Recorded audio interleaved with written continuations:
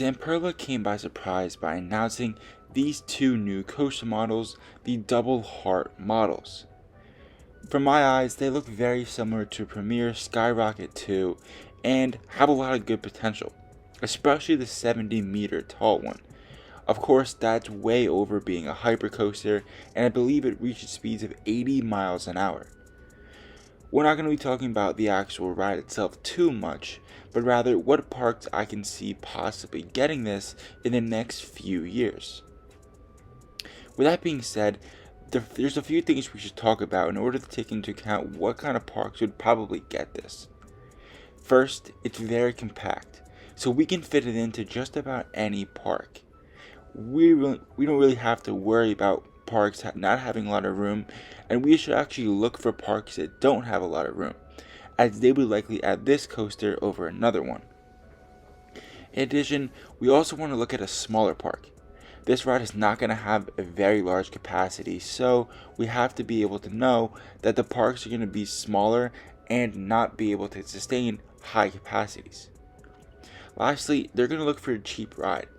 This ride is not the most expensive, so parks that value really cheapness are going to like this hypercoaster and would be more likely to get it, in my opinion. So with that being said, let's jump into the list and talk about what 7 parks I believe could likely receive this in the next few years. When I first saw this announcement, I thought that it had Six Flags written all over it. So with that being said, I think the first park to get it could be Six Flags New England. This park is just removing the Goliath roller coaster, which sits on a very narrow but long plot of land. This ride is narrow and long. Six Flags New England needs a launch coaster. This fills that gap.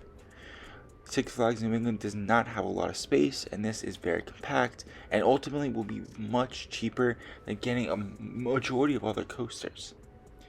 I really do think that Six Flags New England is primed for this ride, and personally I can see this ride exactly being added to New England in the 2023 season. I don't see it being added for 2022 just because the model is newer, and I do see it possibly being added to other parks in 2022. But New England was the first one I want to talk about because I think it would be an amazing fit for the park and really be great. Continuing on the Six Flags chain, the second park I wanted to talk about was Six Flags or just Darien Lake. Darien Lake is a smaller park and really doesn't get any love from Six Flags because it's been bought out, sold, and bought out again. And they're in desperate need of a new coaster. They really are. This park can absolutely use a launch coaster no matter what, and the cheapness of this coaster makes it worth it for Six Flags. Now, just with New England, I know Six Flags hasn't worked with Zamperla, but really no one has worked with Zamperla on a major coaster, so you can't really use that excuse anywhere. But Darien Lake would be an amazing fit. It needs a launch coaster, it needs a cheap coaster, and this would very much fit into their lineup.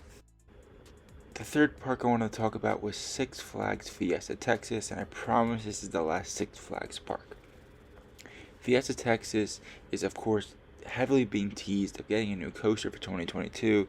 They're calling it to be an iconic attraction, moving a lot of land, and people are debating over what ride this can be.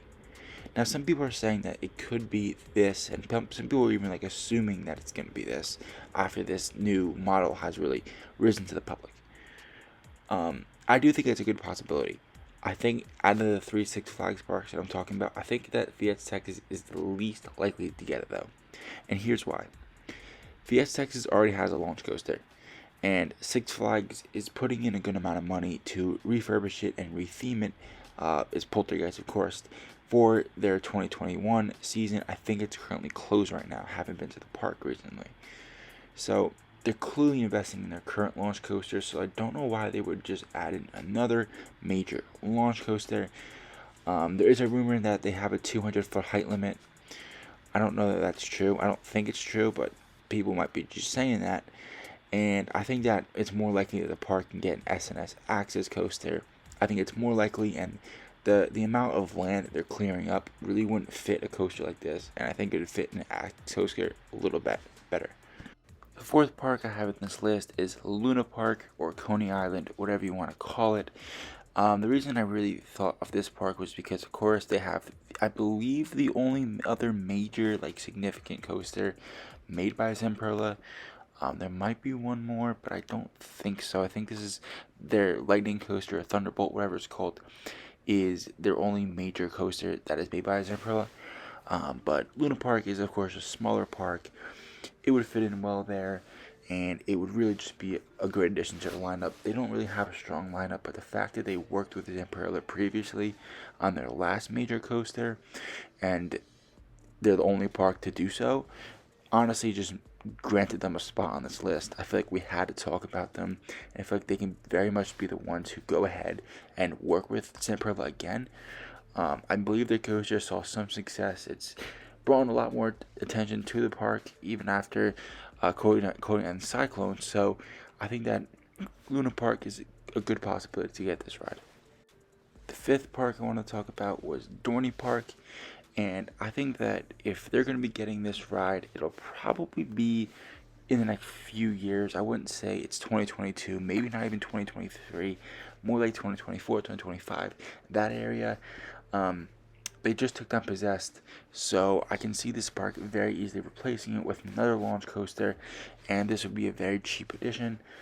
Cedar Fair doesn't like to spend too much money on the park, so having a coaster that's this size but is cheap would be an amazing fit for them. They would love to see it.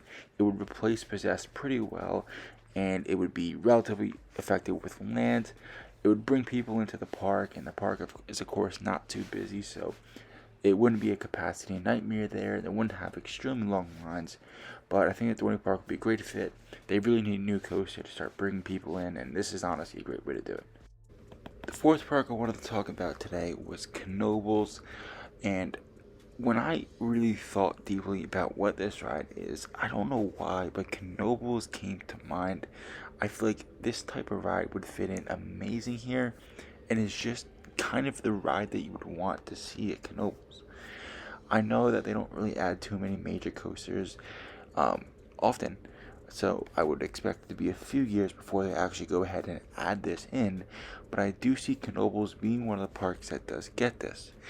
They can use a launch coaster, they can use another coaster to help their lineup out, and the low capacity works for a park like that where it is pay per ride. I think that is an amazing fit here, and really, I don't know why I think of it as a Knobles type of ride, but I feel like it's a Knobles type of ride. The last park I'm going to be talking about today is SeaWorld San Antonio.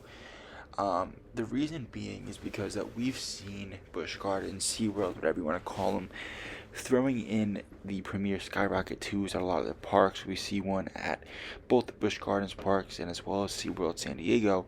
So SeaWorld San Antonio not having one, I think, misses that, and I think that the fact that SeaWorld and Busch Gardens like putting them in really just shows that they like that kind of coaster at that kind of price. Now, Zamperla's is just a bigger, badder, and more modern version of that, so we can very easily see them adding a Zamperla version into SeaWorld San Antonio, as we saw all the success coming in from those other premier ones, and this is pretty much the same thing, just a slightly different model and for cheaper. We also know that it's a larger size, so it can attract a lot more people to SeaWorld San Antonio, which is of course a smaller park. And lastly, I think that SeaWorld San Antonio, and really SeaWorld in general, has been adding a lot of coasters. Coasters have become a huge focus for them, so adding in another one would not really surprise me, and I think that is a great possibility for them. But with that being said, that's going to do it for today's video. Let me know in the comment section what you guys thought about this video and all the videos that I've made recently. I'll see you guys next time.